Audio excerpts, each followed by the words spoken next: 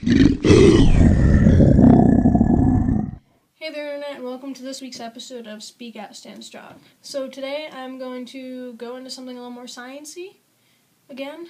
It's been a while since I've done that, and this is kind of cool. Like, I'm just going to give you the headline that I saw first, and we'll go from there. So the headline is, Scientists Plan Mission to Smash into an Asteroid. Yeah, that's really what it said. I don't know, like, what? What are you people doing? There's no call for this. What? Why? And like the first line goes on to say, scientists are planning to smash a spaceship or spacecraft into an asteroid. It's like, what are you doing? What? Like it really confused me at first. It's like, why are you doing this? Why? This makes no sense. Actually, it sort of does once you actually read the thing and go, oh okay.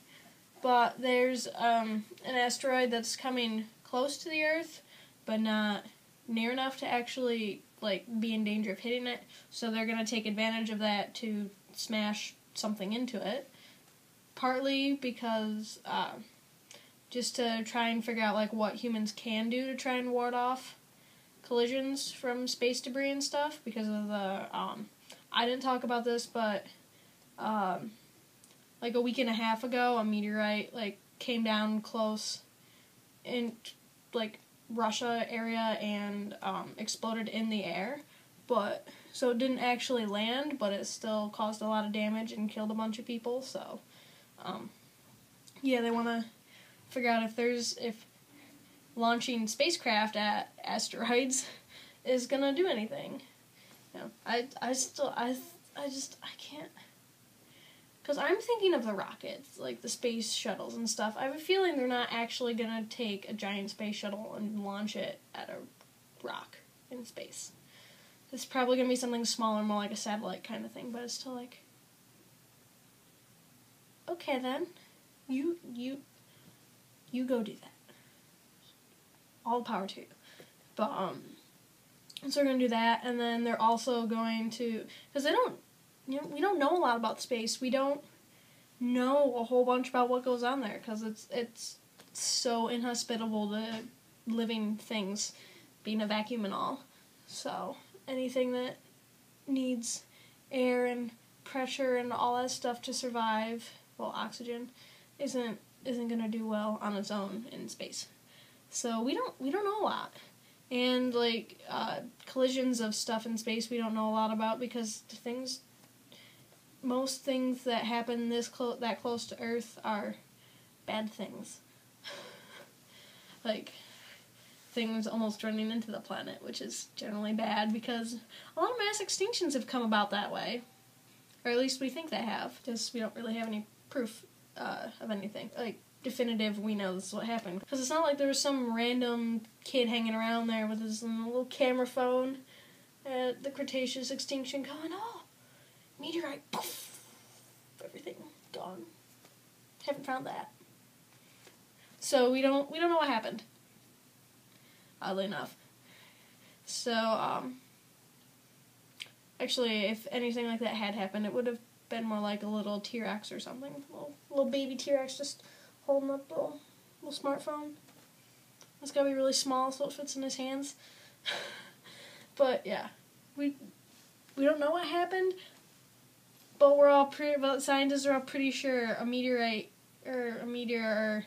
I don't really know the difference between the terms, which is bad, and I should get on that. But whatever it is, at the point it hits the Earth, if something big enough hits it, bad things. Just bad things.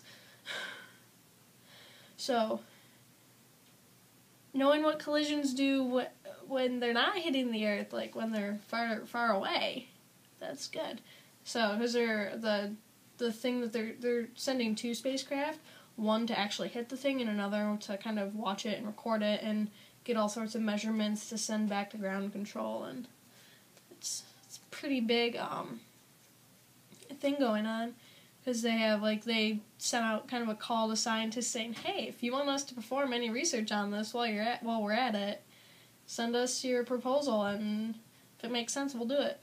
As long as it's in by March 15th. It's like a contest for scientists. You know, like when you'd get in school the art contest, submit your drawing by March 15th, and the first 10 people will get a free book.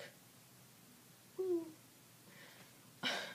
I know there was one, I don't know if it was countywide or what, but there's like a thing where if you made like either you drew like a plan for something for environmental sustainability, or I don't know if it was drawing or like coming up with a plan for something, and if you were in like the top 3 or something, you won money.